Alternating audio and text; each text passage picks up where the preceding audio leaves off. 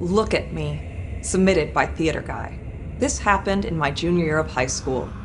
One evening, my mother and stepfather had gone out to some event. I had stayed at home to work on a paper that was due the next day and spent the whole night working at the desk in my room. While I was working, I was wearing these great headphones that I had gotten for my birthday, the kind that are noise canceling. My parents left the house around 6 p.m., and the whole time they were gone, I sat at my desk, blasting music through my headphones and writing my essay. I never left my desk. My parents returned around 11 p.m. At some point, late in the evening, seconds after I hear them enter, I hear my mother shout my name. "Adrian," she screams. "What on earth happened here?" Confused, I get out of my chair and start walking through the house to them. I get to my parents and my mom looks livid. She's pointing at the carpet floor, yelling, "Was this you? Did you have friends over?" I look down. The carpet is ruined. It's covered in muddy footprints. I frantically explain to her that I have no idea how those got there, that I spent the whole night at my desk working on my paper. I watch as her face goes from anger to confusion to fear. We realize that someone else must have entered the house. Quickly, we scan the footprints trying to make sense of the situation. It only takes us a few moments to figure out where they start. Our back door, which we usually left unlocked. Then we notice something else.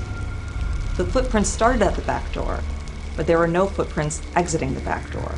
We hear something pounding through our house. We hear the front door get torn open, then slam shut with a sharp wham! We all run into the garage and lock the door.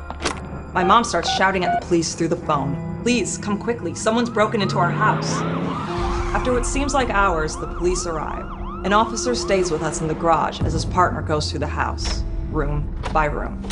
His partner tells us that it's safe to go back in, that there is no one in the house. Then she asks us, "Whose room is down the hall and to the left?" My parents look at me, and I tell the officer that it's mine. She asks us to follow her down the hall. As we go, it's easy to see the footprints weave through my house from the back door.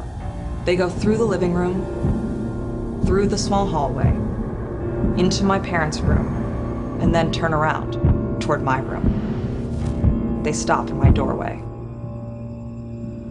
Then the police officer points at my door, which I had left open the whole night. On it, in black Sharpie, was written the following.